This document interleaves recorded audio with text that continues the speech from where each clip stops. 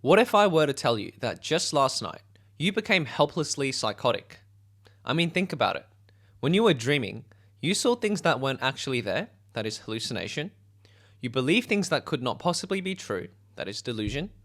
You became disoriented about time, place, and person, and soon forgot most of this experience after waking up, that is amnesia. Should any of this happen during wakefulness, you'd likely be immediately concerned about your own sanity. Yet, we universally accept this nightly dose of psychosis and carry on with our lives right after. Hi everyone, I'm Bowen, and today I'll be discussing an influential 2017 paper published in the journal Nature Science by Siclari and colleagues titled The Neural Correlates of Dreaming. I will begin with an overview of consciousness, sleep, and dreaming, before diving into the methodology and findings of the study and detailing its implications on our broader understanding of consciousness and its neural correlates. Consciousness is a hotly debated topic which can be difficult to even define. Most scientists agree that consciousness exists on a continuum, ranging from states that are most to least aware, with varying qualities and characteristics in between. For every moment that we're awake, we're accompanied by an ongoing stream of more or less conscious experiences where we make decisions, feel emotions, and form memories that contribute to our overall identities. It's during sleep, however, where we deter from our normal waking consciousness and our stream of experiences are seemingly put on a pause, or so it seems, until we enter an alternative stream of consciousness that we dearly call dreaming. Back to the current paper. A quick background on the architecture of our sleep. Our sleep can be broadly divided into REM sleep, which is rapid eye movement sleep, and non-REM sleep. For several decades in sleep research, it was widely believed that dreaming occurred synonymously with REM sleep, when our eyes would dart back and forth while our bodies were paralyzed to prevent us from acting out our dream experiences. This current observational study aimed to investigate the neural correlates of conscious experience in sleep, also known as dreaming, across various stages of sleep, by waking up participants at specific intervals throughout the night while measuring their sleep with a 256-channel high-density EEG, a gold standard for measuring the stage of sleep. As this was an exploratory research paper, the authors did not include a hypothesis. The researchers divided up the participants into 3 conditions. Condition 1 featured many participants to which the researchers administered fewer awakenings, whereas Condition 2 featured fewer trained participants who were administered more awakenings throughout the night.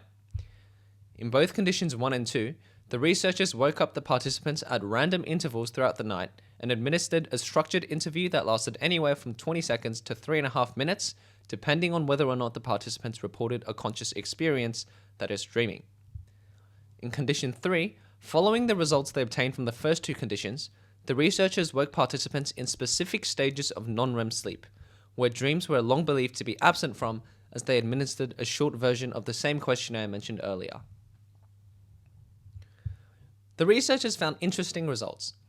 Contrary to the long-held belief, dreams were reported in every stage of sleep, not just REM sleep. However, the EEG revealed that reports of dream experience were associated with a local decrease in low-frequency activity in the posterior cortical regions, primarily the parieto-occipital regions, which was crucial for generating dream experiences. The researchers labeled this region the posterior hot zone. Although not explicitly mentioned in the study, regions experiencing greater activation during dream experiences, such as the parietal and occipital regions, are likely responsible for generating auditory and visual sensations that are involved in the dream experiences, respectively. The researchers also noted that the high EEG activity occurring in the posterior hot zones also occasionally extend to other brain regions, including some prefrontal cortex areas during REM sleep dreaming, which was important for forming thought-like experiences and the participants' ability to recall dream content. Not only is this consistent with our current understanding of the roles of these brain regions, this further highlights the complexity and dynamic nature of dreams, as they can range from simple visual and auditory sensations to more cognizant experiences that involve decision-making, or even dreams in which we gain total awareness and control, which you may refer to as lucid dreaming. So let's break it down. What does this mean for our understanding of consciousness, sleep, and dreaming? First, as the title of the paper promised, the researchers were able to identify the posterior hot zone as the primary neural correlate of dreaming, one that reliably correlated with dreaming experiences regardless of the stage of sleep, challenging the traditional view that dreaming is exclusively associated with REM sleep. Second, the researchers proposed that dreaming may be a valuable model for the study of consciousness beyond sleep, for a few reasons. One is that during the single behavioral state of sleep, we intersperse through both being conscious, which is having dream experiences, and being unconscious, which can help avoid confounding variables that arise when studying different behavioral states at the same time, for example, comparing wakefulness and sleep. Next, during sleep, we're also largely disconnected from the external environment, meaning that our dream content are predominantly generated independently from sensory stimuli and our interactions with the environment.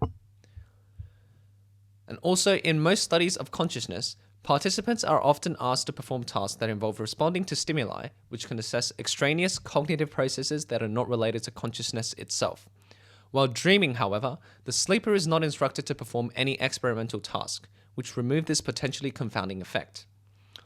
Third and finally, the researchers proposed that future studies in patients with disorders of consciousness, epileptic seizures, or general anesthesia should consider measuring the level of cortical activation in the identified posterior hot zone to discover more about the possible occurrence of consciousness in spite of a loss of responsiveness. So there you have it. Thank you for listening.